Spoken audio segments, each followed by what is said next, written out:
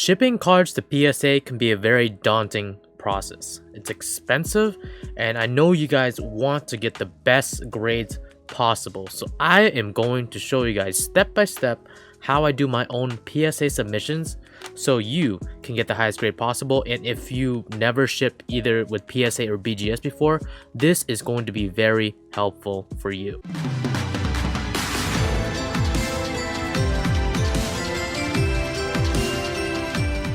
What is up, all you beautiful people? It is I, AkemiTCG, back here with a brand new video. This is an important topic that I should discuss on. So before you even watch the rest of this video, okay, before you I even show you how to do this, you have to consider a couple of things. One, why are you getting these cards graded?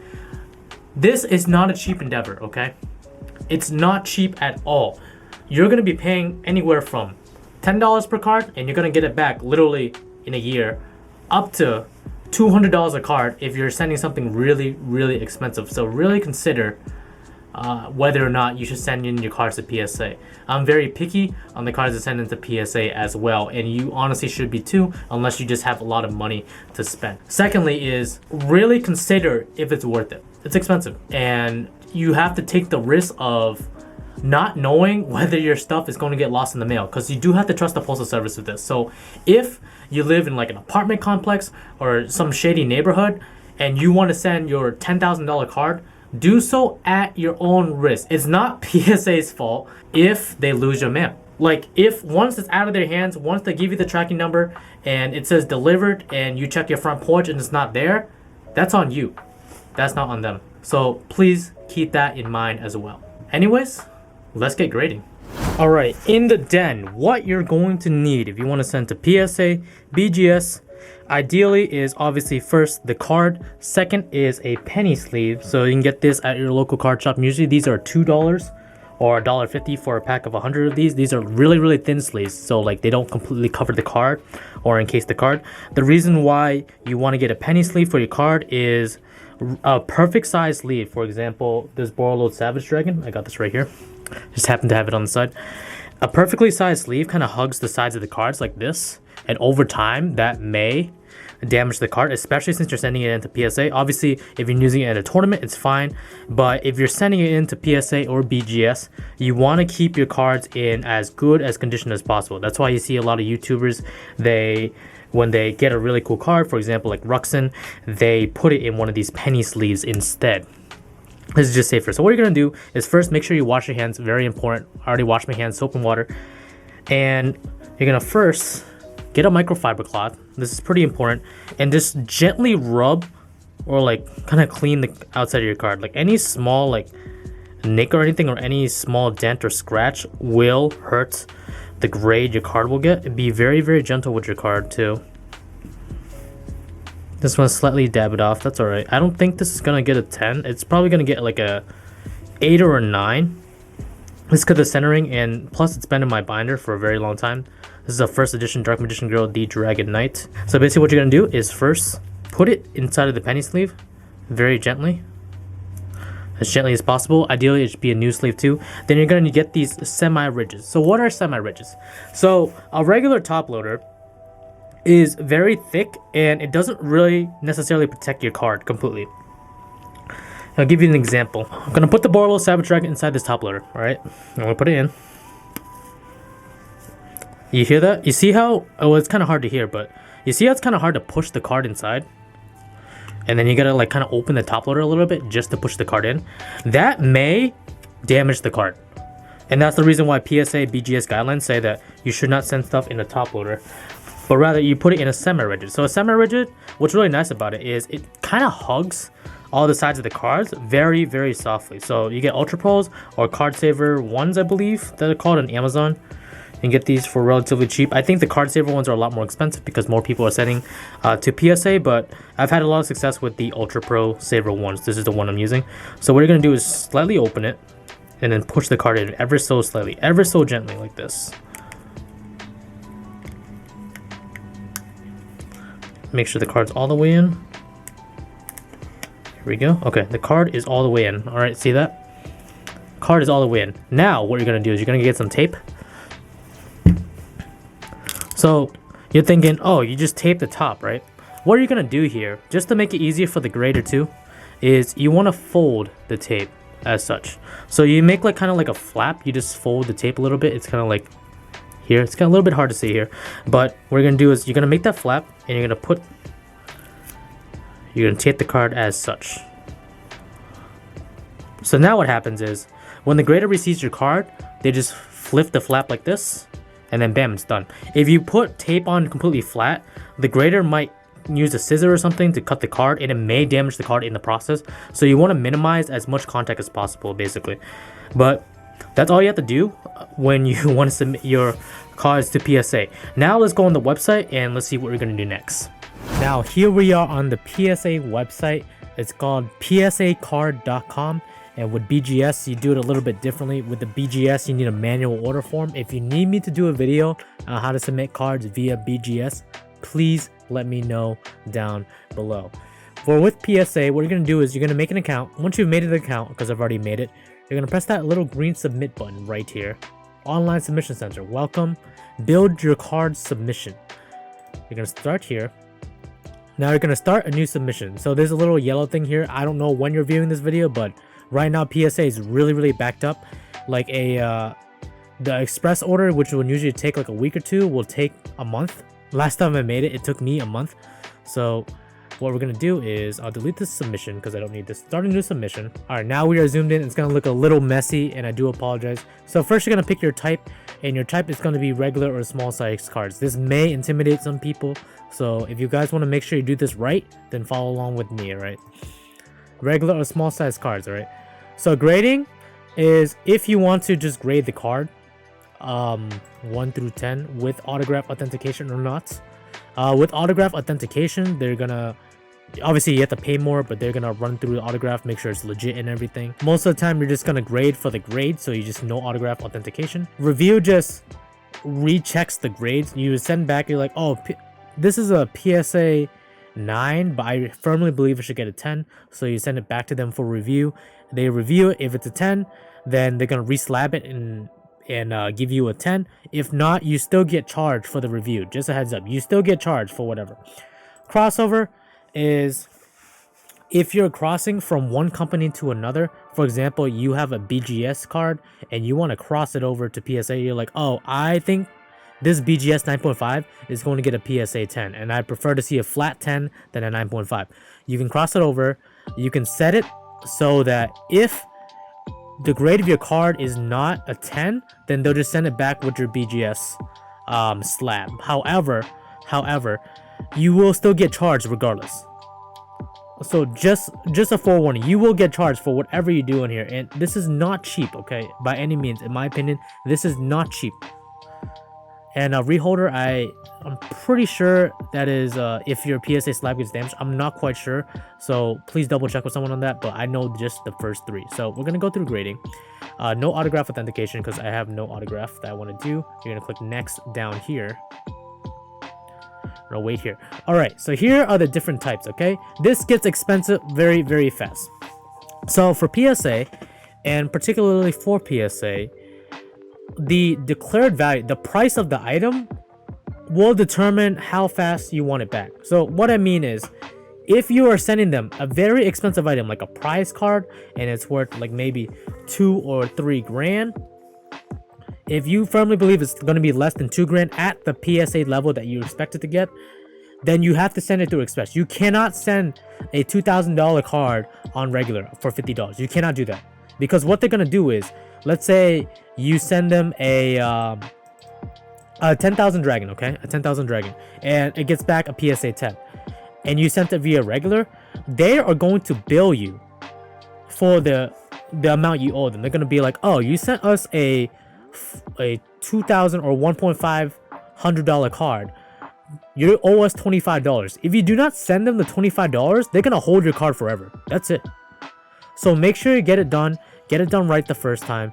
And for, in this case, for this Dark Magician girl, I want it back quickly. Obviously the price of it for regular, I can send it back regular, but regular will take 3 to 4 months. But with Express, I'll get it back within a month. And I'm obviously sending more than just that Dark Magician Girl. I'm sending a couple of other cards with it. So I'm just going to walk you through it. So we're sending Express. Another thing is, so TCG value, 20 card minimum. So you are only eligible to get these value prices if you're subscribed to PSA. To subscribe to PSA, you send them like a $70 fee. I believe it's on their homepage. You can say like, oh, I want a subscription. And you pay $70 per year annually. And this is really good if you send in a lot of cards to PSA. The value one is you have a whole bunch of small bulk cards. For example, like let's say in Pokemon, you have like these commons you want to get graded just because you feel like they'll flip well. And if the PSA 9, 10 or whatever value is less than 200 per card, then you're definitely eligible to do that. I did this with a couple of my other cards. I did this with some of my cheaper Dark Magician Girls just to get value on them. But just as a heads up, it's going to take them a very, very long time. A very long time to get these cards back. Like, I'm going to say 7 to 8 months. So just a heads up, you want to just put a whole bunch at a time, maybe 100 or 200 cards at a time, and just send it all at once. And send it as early as possible. And the earlier you send it, the quicker you get it back. With Express, this comes back within a month or so. Okay, so Express. And then Super Express, that comes back in literally a couple days. It's insane. So what we're going to do is we have to enter in a Dark Magician Girl, the Dragon Knight. So Dark Magician Girl, the... Most of the time it won't pop up because most of the time people use PSA for sports cards, but we'll see if it pops up. Dark Magician Girl, the Dragon Knight. Dragons of Legend, Dark Magician Girl, the Dragon Knight, EN004, first edition. Okay, so it's first edition. Minimum grade, it's optional, okay? So minimum grade is you can set a number, and if it meets that number or higher, then they'll slab it, and then they'll grade it for you. If it does not meet that grade, then they'll just send you the card back without it in the slab. So this is useful if, like, let's say, like, you still want to trade this, and you don't want it to have, like, a PSA, like, 4 or something. But most of the time, I don't really care, so... unless I'm re-slabbing it. So you just leave it as blank, it's completely fine. My declared value for this card, I believe right now it's going for 500, 600, so I'm just gonna say just 600. For Express, it doesn't really matter. The declared value just determines how much insurance you get on the card, which is really neat. No qualifiers, I have no idea what that means. So we're just gonna save this here. You just have one of those, and bam, that's it. That's all you have to do. So now I'm gonna do it for my couple of other cards I'm sending in. So I have a Charizard here from Evolutions. So I'm just going to do this, and you feel free to do it with me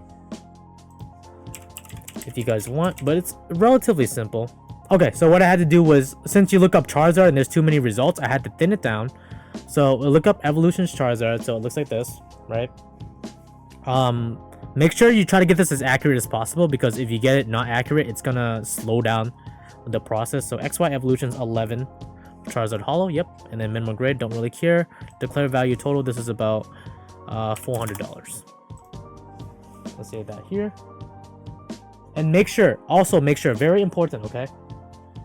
The order in which you see these cards here on the screen is the order you're gonna put it in the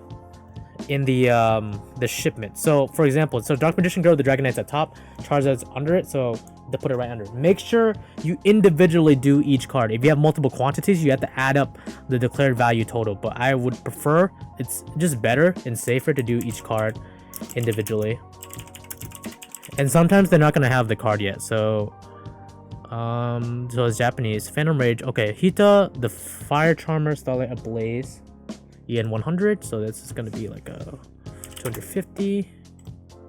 So it's gonna cost me $525. That's before insurance. That's before everything. Okay, so be very, very particular on how you do this. So press the next here on page 5. That's when you enter in all the credit card info and stuff. So just make sure you get all that done. Okay, now you're on the final confirmation page. Okay, and what you have to do is make sure you double check again everything here. This, you have to be very particular about this. Double check everything. Your credit card will not be charged until the order is received and processed at PSA. As in, like, once they get the order, that's when the order will be charged. So you have to check the box right here, and bam. Now what's gonna happen? This is pretty important. You're gonna print out this label, okay? So I know this looks a little bit scary. So print this label. You're gonna print one. So this is the ID label. This is the PSA copy 1. This is the PSA copy 2. Basically, you're printing, you have to ship those two with it. PSA copy 1, PSA 2, and PSA item list. And the customer copy, that's for you. You keep that. So if anything goes wrong with the order, then like you have a receipt of it. This is the receipt basically. So PSA copy 1, PSA copy 2, and then the submission ID label too. And I'll show you guys how to do that as well. Congratulations for making this far in the PSA journey. If you did enjoy this, or if you want more content related, PSA, BGS submissions, please make sure to like, comment, subscribe, and let me know down below. So what you're gonna need is a small flat rate box. You get these for free at USPS if you go into the post office. These are free to use there. And you're gonna also need 2 pieces of cardboard. Since these are free at the post office, if you don't have the pieces of cardboard, you can actually literally get these, get these at the post office, cut them out, and then you can make these cardboards cutouts yourself. So basically you want them kind of at the same length here, roughly the same length. Just make sure it covers the whole card, right? So and then you can take all your cards,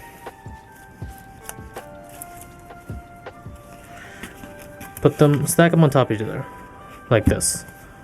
See how the cardboard completely covers the card? And you're also going to need 2 rubber bands here. 2 rubber bands. Very, very important. Now what you're going to do is slowly, just be really careful. You don't want to tighten the cards too tight or else they'll get damaged. Just going to rubber band the cards this way once. And then rubber band the card the long way. Nice and tight. The more centered they are, the better. Okay. Now that you've done that, now you realize if you ship it like this, the package is going to move around, and that's not good, because if the cards move around, there's a chance you could damage your package.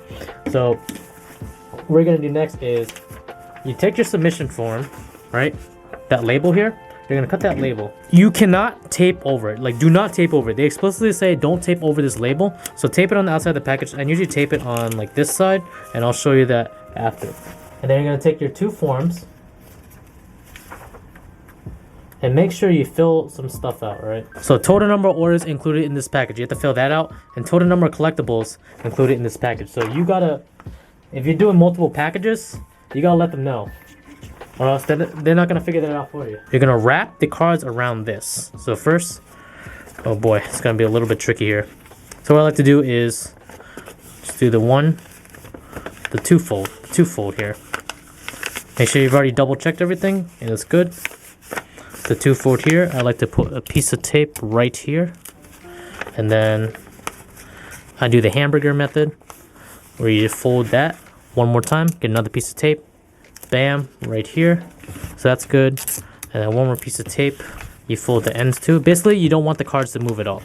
Now for extra protection, what you're gonna do is, now what you should do, people can use bubble wrap, but I found this at Walmart because they don't have any more bubble wrap. It's like foam mailer thing. But I like to envelop or wrap my whole thing in some of that too. So wrap it as such. That way it protects the cards even further. And don't even, for this one, don't even tape it in, because when you tape it in, it makes it too succinct and it can slide around. Now you're going to close the box slowly. There's some flaps here. You want to take advantage of that. And when you're done, you do the final flap. Right here, and seal it. Firmly press it. It's gonna seal it. You hear? You see that shake? See that shake? Nothing. So what I like to do is put another piece of tape to seal it. Just 2, just in case. You can never really be too safe with this, because this is expensive stuff. So what you're gonna do is you're gonna take your order number, right? That little label right there. Put it on the side. And you're gonna pick a side of the package, it doesn't matter. Take your label you shipped out from Pirate Ship, and now just gonna tape over that, and voila. You bring this to the post office, have them scan it. Don't just drop it off. Have the clerk scan it, and then once it ships, once you get that receipt, you're good to go. And hopefully y'all learned something for this. I know it was a pretty tedious process. I know it gets a little bit complicated. The first time I did it, nobody really taught me how to do it. I just kind of had to figure it out on my own, so it was kind of scary, but hopefully this helps someone out there. Send the cards to PSA. Hopefully you get better grades because of it too. Sometimes people just get not so great grades because they just put stuff in the top loader. So that is all I got. Hope you enjoyed. I am AkemiTCG. I will see you guys next time. Alright, bye guys. The world ends now.